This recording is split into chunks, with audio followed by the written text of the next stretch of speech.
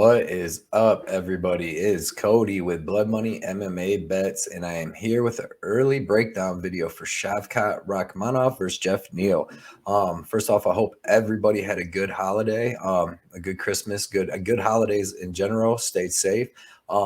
Sucks, not having no fights on. Had to watch some football. I didn't really like that. But yeah, man, I decided to make this Shavkat Rakhmonov versus Geoff Neal early breakdown. It's on UFC Vegas 67, Imavov versus Gastelum, and it's actually a pretty good card overall. Having this as the co-main event is going to be awesome. It's only a 3-round fight, but it should be a really good fight, man. When you look at this, we got Shavkat Rakhmonov right here.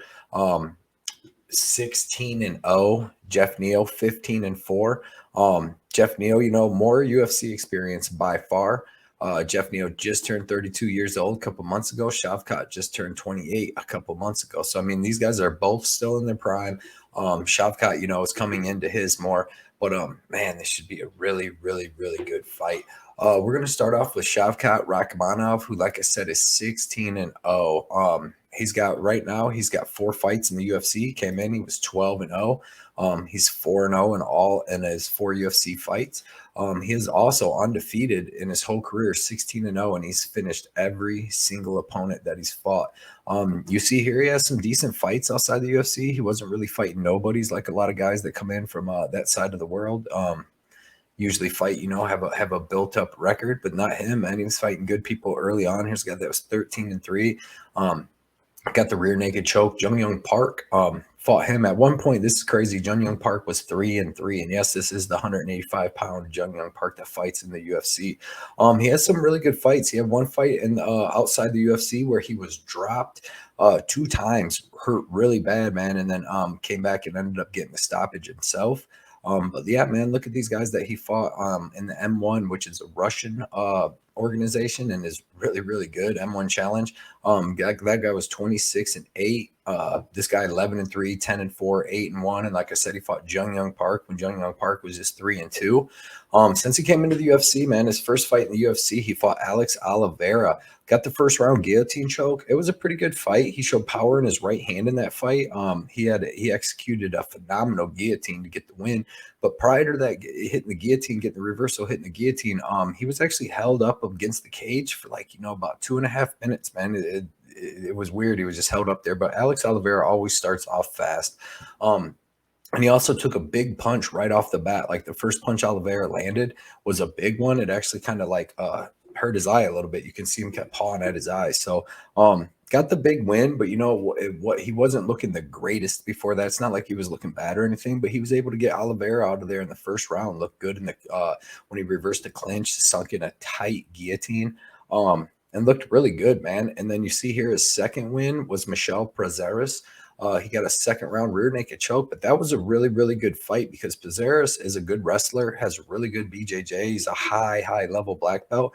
And Rakhmonov was able to do what he does to these guys, man. He was able to take him down. He was controlling him on the mat, hitting him with some big ground and pound shots.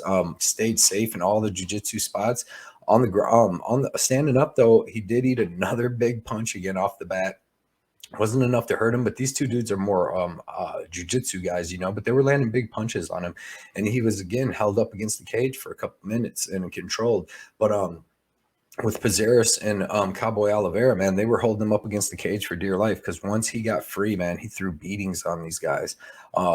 But Geoff Neal has a good clinch up against the cage. But yeah, man, he was able to beat up Prazeres. He was way bigger. It was crazy. Prazeres, as you see here, I think he's 5'6". Yeah, 5'6" with the 67-inch reach, where Shavkat is 6'1" with the 77-inch reach, man. He was so much bigger than him. His third fight in the UFC, which was a good test against Carlston Harris, who was 17-4. He looked phenomenal, man. Hit him with that spinning hook kick and then put him to sleep on the ground with some really nice straight punches with the ground and pound. He has really good spin kicks, man. He has really good spin kicks to the body and the head. This one hit him to the head. He landed one earlier that hit him to the body, but he has really, really good spinning kicks to the body and the head. Excellent judo toss from the clinch. It looked like he got a little better against Harris. had a nice judo toss. I mean, they got right back up, but he showed that he wasn't just going to be held against the cage like he was for a little bit against Oliveira and Pizares. And yeah, man, like I said, hit him with that crazy hook kick. He's just a big dude too for 170, man. He's 6'1" with a 77-inch reach. And it's a big dude for 170, and he's very patient. He doesn't show any like fear of the striking. He just seems really, really calm as he's walking these guys down, and that can be very intimidating. And then his fourth fight in the UFC was his last fight against Neal Magny, which was a really good fight. But man, he dominated Neal Magny every second of that fight. The standing, there wasn't too much standing, but what there was, Shavkat looked good. His clinch was good, his takedowns were good, and his jiu-jitsu in this fight was phenomenal. I mean, he held Magny down the whole first round, was working positions. Kind of got himself in a leg lock, but Magny was just going for anything he could to get out from under him, but he couldn't. And then in the second round, he came out and took Magny down again, and held him down the whole second round before hitting him with another sick guillotine. Man, he has really sick guillotines, but his ground and pound is sick with both hands. Man, he throws really straight punches, and they're meant to hurt you, and they really do hurt guys.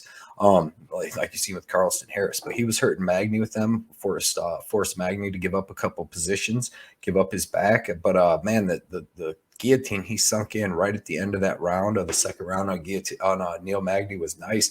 But like I said, man, just him dominating Neal Magny every second of that fight's very, very it's awesome, for a 27-year-old dude, because Neal Magny, as we've seen his last fight with Daniel Rodriguez, is a beast. And for shot and a very experienced fighter, man, everywhere, very well rounded, and Shavkat was able to dominate him everywhere. I really like this kid. You know what I mean? He's already good, 16-0, 16 finishes. He finishes with KOs. He finishes with submissions, man. He's good everywhere, very well rounded. Go to Geoff Neal. In this fight, Shavkat, it's not going to be too big of a difference. He's going to be 2 inches taller with the 2-inch reach advantage. But he is going to have 4-year age advantage. But Geoff Neal, man, Geoff Hands of Steel Neal, this dude has been in the UFC for a long time, man. 15-4. A lot of people wrote him off against Vicente Luque's last fight. And he looked pretty good. He looked pretty good. I went and watched a couple fights that I wanted to see how he was going to do against Shavkat. I went and watched him fight Bilal Muhammad, who uses a heavy game. And he looked good against Bilal, man. He got this decision here, unanimous decision. He was 10-2, where Bilal was 14-2.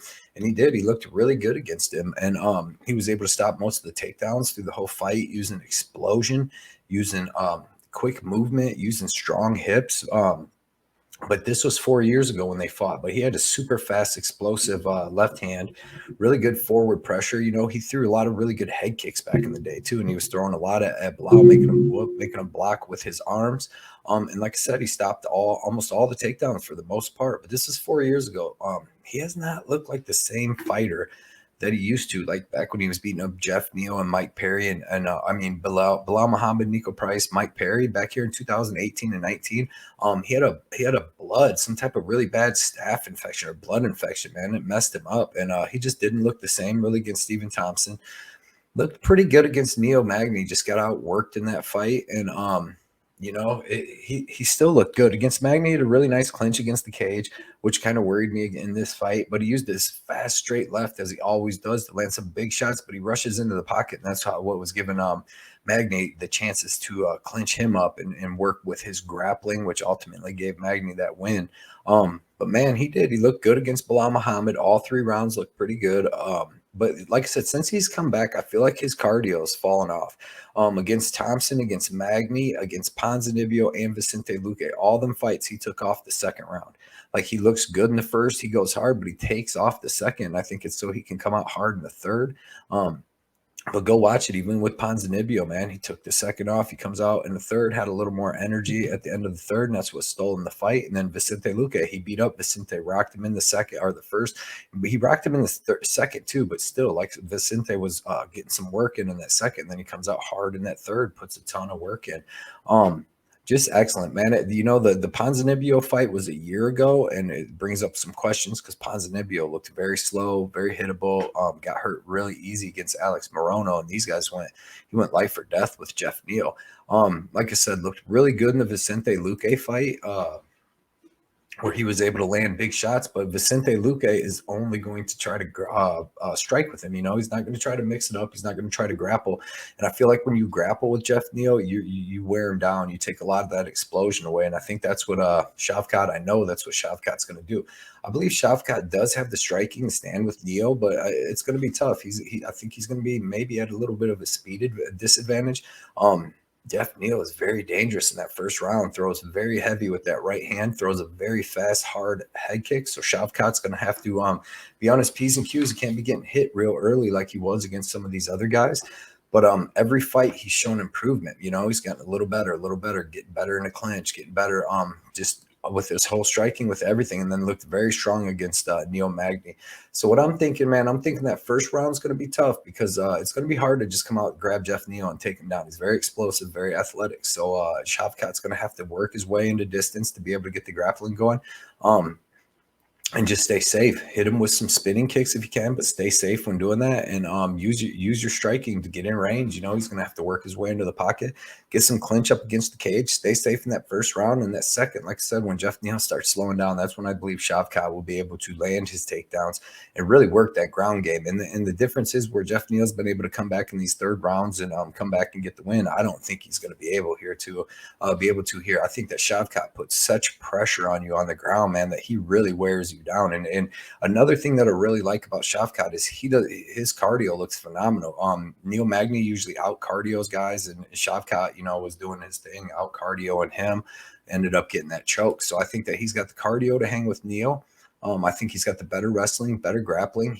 I think he has actually more power. I mean, Geoff Neal did a lot of strikes to knock out Vicente Luque, but Shavkat's more of a one-shot knockout guy. So what I'm going to say, I'm going to take Shavkat Rakhmonov. I know he's minus 500. I think he's going to get the win. I know he's going to get the win, but man, that minus 500 is tough. So I'm going to be looking at the under, and I really do think that he finishes him. But I'll actually be looking more at like the fight doesn't go to decision, because I think that Shavkat might get him in that third round once he is able to wear Neal down, because Geoff Neal's not that easy to finish. So we'll see. But I definitely do like Shavkat to get the win. Minus 500 is a huge line. But man, he's just got to stay safe in that first round. Keep them hands up and use that wrestling, wear on Geoff Neal, and get that second, late second or early to mid third round finish. So we'll see what these lines come out with as the over under, and look at some props on this, because that minus 500 is a lot. Everybody, thank you again for checking out my stuff. Please go look me up on Instagram at Blood Money MMA Bets to get a lot of my early bets. Go look me up on Twitter at Blood Money MMA Bets, and you'll get some more early bets there, some other funny stuff, a lot of different tweets. So check me out on all that. I appreciate you guys supporting me all year. Everybody be checking out for my Patreon that will start January 1st. I'm going to try to drop my breakdown video right around then too, because I got to get a lot of stuff done, and I got to get a lot of stuff done for work. So I appreciate everybody checking this out, and I appreciate everything. See you guys, man. I'll be on another live show here soon too. I'll have a couple this week. See you guys. Have a great night.